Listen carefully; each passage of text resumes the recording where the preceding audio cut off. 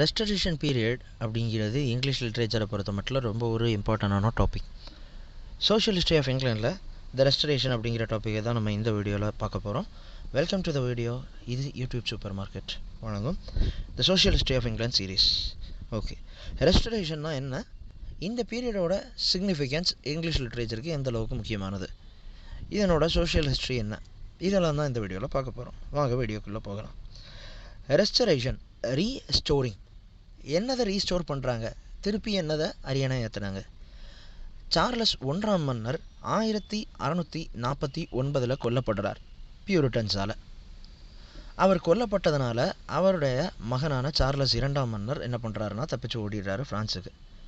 அவர் தப்பிச்சு ஓடினதுக்கப்புறம் ஆலிவர் கிராம்பலனுடைய கையில் நாடு வருது. இப்போ பியூரிட்டன் ஏஜ் ஸ்டார்ட் ஆகுது. 1649 1660 வருஷம் வரைக்கும் இங்கிலாண்டில் சிவில் வார் நடக்கு, அதாவது உள்நாட்டு போர் நடக்கு. இந்த உள்நாட்டு போரில் பியூரிட்டன்ஸ் தான் கைப்பற்றி என்ன பண்ணுறாங்க அப்படின்னா இந்த டைமில் ஆட்சி பண்ணுறாங்க இங்கிலாண்டை, ஆலிவர் கிராம்பல் அப்படிங்கிறவரோட தலைமையில். ஆலிவர் கிராம்பல் எப்படிப்பட்டவர் அப்படின்னா அவர் ஒரு பியூரிட்டன். இந்த பியூரிட்டன் ஏஜில் நாடு ஒட்டுமொத்தமாக கடவுளுக்காக தான் நம்ம எல்லாத்தையும் செய்யணும், கடவுள் நமக்காக சிலுவையில் உயர விட்டார், நம்ம என்ன பண்ணணும் அப்படின்னா கடவுளுக்காக மற்ற இன்பங்களை திறந்து அவருடைய வழியிலே நம்ம அவரை வழிபடணும் அப்படிங்கிற ஒரு சிந்தனை உள்ளவங்க தான் இந்த பியூரிட்டன்ஸ். அதனால் பொழுதுபோக்காக இருக்கக்கூடிய அத்தனை விஷயங்களையும் அவங்க என்ன பண்ணுறாங்க அப்படின்னா ஒதுக்கி வைக்கிறாங்க. எந்த ஒரு ட்ராமா தியேட்டர்ஸும் கிடையாது. பெரிய அளவில் பொழுதுபோக்கான இலக்கியங்களோ காதல் பாடல்களோ இதெல்லாம் பெரிய அளவில் எழுதுறதுக்கான அனுமதிங்கிறது கிடையாது. அப்போ என்ன மாதிரியான இலக்கியங்கள் வந்துச்சு? ஒரு இலக்கியத்தை பற்றி நீங்கள் பேசணும் அப்படின்னாலே அங்கே கடவுளை வச்சு தான் நீங்கள் பேசணும். ஏதோ ஒரு விஷயம் உங்களுக்கு பேசணும்னு தோணுது அப்படின்னா அந்த விஷயத்தில் கூட கடவுள் தான் இருக்கணும் அப்படின்னு சொல்லிட்டு எல்லா இடத்துலையும் கடவுள் நிறைஞ்சிருக்கணும் அப்படிங்கிற ஒரு கொள்கையோடு இருக்கக்கூடியவங்க தான் பியூரிட்டன்ஸ். இந்த பியூரிட்டன்ஸ் ஆட்சி மக்களுக்கு கொஞ்சம் கொஞ்சமாக சலிப்பை ஏற்படுத்த ஆரம்பிக்குது. ஆலிவர் கிராம்பல் கொஞ்ச நாள்லே 1459 58 என்ன பண்ணிடுறாரு அப்படின்னா இறந்துடுறாரு. அவர் இறந்ததுக்கப்புறம் அவருடைய மகனான ரிச்சர்ட் கிராம்பல் அரியணை ஏறுறாரு. ஆனால் ரிச்சர்ட் கிராம்பலால் என்ன பண்ண முடியல அப்படின்னா அவருடைய அப்பா அளவுக்கு நாட்டை திறமையாக ஆட்சி பண்ண முடியலை. அவரே தன்னை ஒரு இன்காம்பிட்டண்ட்டாக நினைக்கிறார். தனக்கு எந்த அளவுக்கும் பெரிய ஒரு ஆட்சி அதிகாரத்துக்கான அந்த ஒரு தகுதி இல்லையோ அப்படின்னு அவர் நினைக்கிறாரு. அதனால் பதவியிலிருந்து அவர் விலகிக்கிறார். இப்போ நாட்டுக்கு ஒரு சரியான மன்னர் இல்லை. அதனால் அங்கே ஜெனரலாக இருக்கக்கூடிய மாங்க் அப்படிங்கிறவர், ஜார்ஜ் மாங்க்னு சொல்லுவாங்க, அவர் என்ன பண்ணுவார் அப்படின்னா நாட்டினுடைய சூழ்நிலையை பார்த்துக்கிட்டு இருப்பார். அப்போ மக்கள் மத்தியில் ஒரு தலைமை சரியாக இல்லை அப்படிங்கிறதுனால ரொம்ப ஒரு வேகான சுச்சுவேஷன் அங்கே நிலவிக்கிட்டு இருக்கும். இதை உணர்ந்த ஜெனரல் மாங்க் சார்லஸ் டூ கூட கம்யூனிகேட் பண்ணுறாரு. சார்லஸ் டூ மன்னரே, நீங்கள் திருப்பி நாட்டுக்கு வாங்க, உங்களுக்காக அரியணை காத்திருக்கிறது அப்படின்னு சொல்லிட்டு அரியணையை அவருக்கு ஆஃபர் பண்ணுறாரு. சார்லஸ் டூவும் இதுக்காகவே காத்திருந்தவர் மாதிரி என்ன பண்ணுறாரு அப்படின்னா okay Monk let me come அப்படின்னு சொல்லிட்டு அவருடைய இன்விடேஷனை அக்செப்ட் பண்ணிக்கிறார். இப்போ அவர் எங்கே இருக்கிறாரு அப்படின்னா ஹாலாண்டில் பிரெடா அப்படிங்கிற ஒரு இடத்துல இருந்து அவருடைய பாலிசிஸ் என்னென்ன அப்படிங்கிறத டிக்ளேர் பண்ணுறாரு.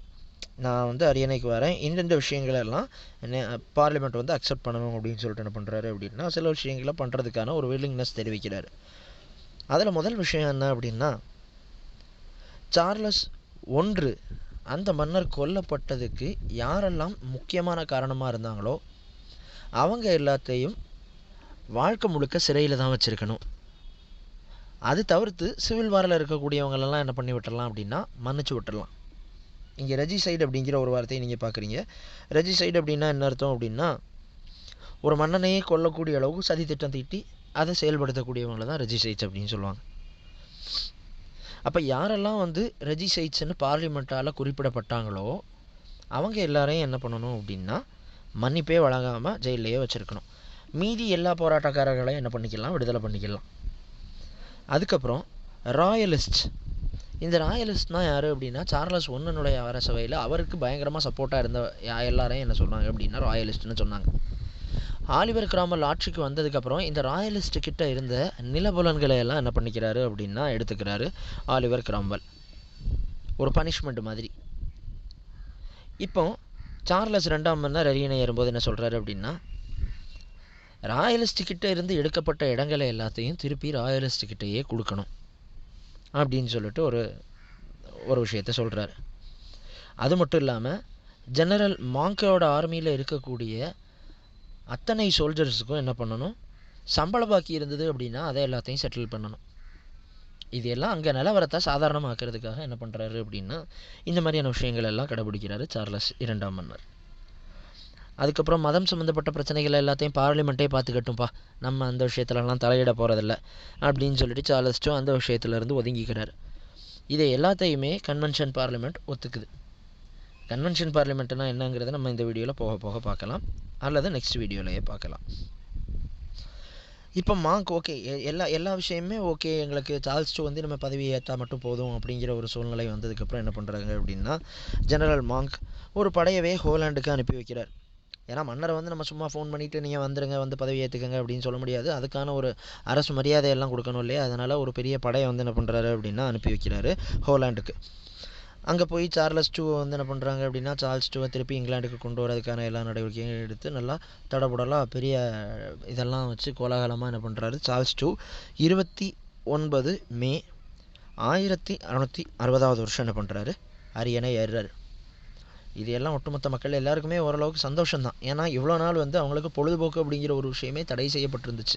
இப்போ சார்லஸ் இரண்டாம் மன்னர் வந்தார் அப்படின்னா பொழுதுபோக்கு அப்படிங்கிற ஒரு விஷயம்லாம் திருப்பி வந்துடும் அப்படிங்கிறது மக்கள் எல்லாருக்குமே தெரியும். அதனால் மக்கள் எல்லாருமே ரொம்ப சந்தோஷமாக இருக்கிறாங்க. சரி, இந்த ரெஸ்டரேஷன் பீரியடோட சிக்னிஃபிகன்ஸ் என்ன?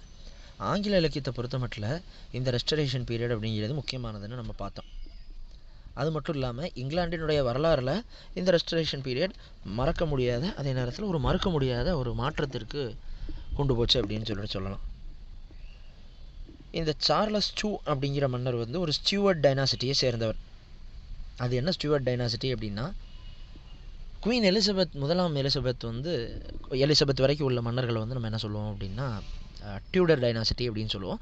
குவீன் எலிசபெத்துக்கு அப்புறம் வரக்கூடிய ஜேம்ஸ் ஒன்னாக இருக்கட்டும், சார்ல்ஸ் ஒன்னாக இருக்கட்டும், சார்ல்ஸ் டூவாக இருக்கட்டும், இவங்க எல்லாத்தையுமே நம்ம ஸ்டூவர்ட்ஸ் அப்படின்னு சொல்லுவோம். இந்த ஸ்டூவர்ட் டைனாசிட்டி சார்லஸ் ஒன்னோட முடிஞ்சிரும்னு தான் நினச்சாங்க. ஏன்னா அவரை தலைவெட்டி கொண்டப்பட்டதுக்கப்புறம் சார்லஸ் இரண்டாம் மன்னர் தப்பிச்சு ஓடிடுறாரு. இனிமேல் யாரும் ஸ்டூவர்ட் டைனாசிட்டியிலேருந்து அரியணை ஏற போகிறதில்ல, இனிமேல் ப்ரொடெக்டரேட் டைனாசிட்டி தான் இருக்க போகுது, அதாவது பியூரிட்டன்ஸ் தான் ஆட்சி பண்ண போகிறாங்க அப்படிங்கிற ஒரு சிந்தனை தான் நிலவிக்கிட்டு இருந்துச்சு. அப்போ சார்லஸ் இரண்டாம் மன்னர் திருப்பி இங்கிலாந்துக்கு அரியணை ஏறினதுக்கப்புறம் ப்ரொடெக்டரேட்டோட ஆட்சி முடியுது. ஸ்டூவர்ட் டைனாசிட்டியோடைய ஆட்சி மறுபடியும் ரெஸ்யூம் ஆகுது, கண்டினியூ ஆகுது. சார்லஸ் ஒன்று விட்டுட்டு போனதுலேருந்து திருப்பி சார்லஸ் இரண்டாம் மன்னர் கண்டினியூ பண்ண ஆரம்பிக்கிறார். பார்லிமெண்ட்டே ஒரு டெமோக்ராட்டிக் பார்லிமெண்ட்டாக என்ன ஆகுது அப்படின்னா திருப்பி ரீஸ்டோர் ஆக ஆரம்பிக்குது.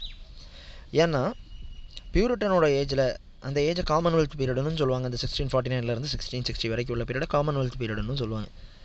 இந்த டைமில் பவர் ஒட்டுமொத்தமாக யார்கிட்ட இருந்தது அப்படின்னா ஆலிவர் கிராம்வெல் கிட்டே இருந்தது. அதனால் பார்லிமெண்ட்டுக்கான பவர் ரொம்ப வீக்காகி போய் தான் இருந்துச்சு. பட் சார்லஸ் இரண்டாம் மன்னர் அரியணை ஏறினதுக்கப்புறம் என்ன பண்ணுறாரு அப்படின்னா பார்லிமெண்ட் அதனுடைய செயல்பாடுகளை சிறப்பாக செய்யட்டும், பார்லிமெண்ட் ஷுட் பி டெமோக்ராட்டிக் அப்படிங்கிற ஒரு விஷயத்தை என்ன பண்ணுறாரு, திருப்பி ஸ்டூவர்ட் டைனாசிட்டியில் இருக்கக்கூடிய அதே பிரின்சிபல்ஸை மறுபடியும் கொண்டு வராரு. அதனால் பார்லிமெண்ட்டுக்கு ஓரளவுக்கு மதிப்பு கிடைக்கிது. பார்லிமெண்ட்டை பொறுத்த மட்டும் நம்ம ரெண்டு வகையாக சொல்லலாம். ஒன்று ரெண்டு பிரிவுகள் இருக்குது பார்லிமெண்ட்டில். ஒன்று ஹவுஸ் ஆஃப் காமன்ஸ், இன்னொன்று ஹவுஸ் ஆஃப் லார்ட்ஸ். இந்த பியூரிட்டன் டைனாசிட்டியில் பார்லிமெண்ட்டில் ஹவுஸ் ஆஃப் காமன்ஸ் மட்டும்தான் நல்லா செயல்பட்டுக்கிட்டு இருந்துச்சு. ஹவுஸ் ஆஃப் லார்ட்ஸுக்கு அந்தளவுக்கு மதிப்பு கிடையாது, அது பெருசாக செயல்படலை. அதுக்கப்புறம் சார்லஸ் இரண்டாம் மன்னர் அரியணை ஏறினதுக்கு அப்புறம் ஹவுஸ் ஆஃப் லார்ட்ஸும் திருப்பி என்ன பண்ணப்படுறாங்க அப்படின்னா ரீஸ்டோர் பண்ணப்படுறாங்க. மறுபடியும் அவங்களுடைய செயல்பாடுகள் தொடங்க ஆரம்பிக்குது. இந்த ஹவுஸ் ஆஃப் காமன்ஸ் தான் ஆக்சுவலாக ரொம்ப பவர்ஃபுல்லாக இருக்கிறாங்க. காரணம் என்ன அப்படின்னா ஹவுஸ் ஆஃப் காமன்ஸ் எல்லாம் 513 உறுப்பினர்கள் இருக்கிறாங்க. ஆனால் ஹவுஸ் ஆஃப் லார்ட்ஸில் 180 உறுப்பினர்கள் மட்டும்தான் இருக்கிறாங்க. இதனாலேயே என்ன ஆகுது அப்படின்னா இந்த ஃபினான்ஷியல் மேட்டர்ஸ் எல்லாம் யார் ஹேண்டில் பண்ணிக்கிறா அப்படின்னா ஹவுஸ் ஆஃப் காமன்ஸில் இருக்கக்கூடியவங்க ஹேண்டில் பண்ணிக்கிறாங்க. House of Commons House of லார்ட்ஸ்னால் வேறு ஒன்றும் இல்லைங்க, நம்ம ஊரில் இருக்க மாதிரி மாநிலங்களவை மக்களவை அந்த மாதிரி சொல்கிறோம்ல, லோக்சபா ராஜ்யசபா அந்த மாதிரி, அதே மாதிரி இங்கிலாண்டில் உள்ள கன்வென்ஷன் பார்லிமெண்ட்டில் இருக்கக்கூடிய ஒரு பிரிவு தான் House of Commons, House of Lords அப்படிங்கிறது. ஸோ கிங் வந்து என்ன பண்ணுறாரு அப்படின்னா, ஓகே ரெண்டுமே பார்லிமெண்ட்டுக்கும் சரி கிங்குக்கும் சரி ஓகே ஈக்குவலான பவர் வந்து இருக்குது அப்படிங்கிற மாதிரியான ஒரு டெமோக்ராட்டிக்கான ஒரு விஷயம் வந்து இருக்கிறதுனால கிங்கால் தனித்து வந்து எந்த ஒரு முடிவுமே எடுக்க முடியாது. ஏன்னா எதுவுமே கன்சல்ட் பண்ணி தான் எடுக்க முடியும். அது ஒரு வகையில் நல்லது தான். அதனால் கிங் என்ன பண்ணுறாரு அப்படின்னா, கொஞ்சம் ஃப்ரீயாக இருந்துக்குவார். ஓகே பார்லிமெண்ட் வந்து சில விஷயங்களை பார்த்துக்கட்டும், ஒவ்வொரு விஷயத்தை பார்க்குறதுக்கும் நம்ம தனித்தனி கோர்ட் வந்து வச்சுக்குவோம். காமன் பொதுவான பிரச்சனைகளை பார்க்குறதுக்கு, நிதித்துறை சம்மந்தமான பிரச்சனைகளை பார்க்குறதுக்கு, பல்வேறு பிரச்சனைகளை பார்க்குறதுக்குன்னு வெவ்வேறு நீதிமன்றங்கள் ஏற்படுத்தப்பட்டுச்சு. அந்த நீதிமன்றங்களோட தீர்ப்பில் வந்து சார்லஸ் 2 வந்து நான் தலையிட போகிறதில்ல, நீங்களே என்ன பண்ணிக்கோங்க ஃப்ரீயாக பார்த்துக்கோங்க எல்லாத்தையும். ஃப்ரீயாக மீன்ஸ் எந்த ஒரு ஸ்ட்ரெஸ்ஸும் இல்லாமல், மன்னனோட தலையீடு இருக்குமோ, மன்னன் ஏதாவது சொல்லுவாரோ அப்படிங்கிற அந்த இதெல்லாம் இல்லாமல் என்ன பண்ணிக்கோங்க, நீங்களே அந்தந்த விஷயங்களெல்லாம் ஹேண்டில் பண்ணிக்கோங்க அப்படின்னு சொல்லிட்டு, இந்த துறைகள்லாம் நான் தலையிட போகிறதில்ல அப்படின்னு சொல்லிட்டு அவங்களுக்கு ஒரு அட்டானமி கொடுத்துட்றாரு. இதனால் அவங்களால சிறப்பாக செயல்படவும் முடிஞ்சிச்சு. அப்புறம் என்னாச்சு அப்படின்னா, லோக்கல் கவர்மெண்ட் அப்படிங்கிற ஒரு விஷயம்.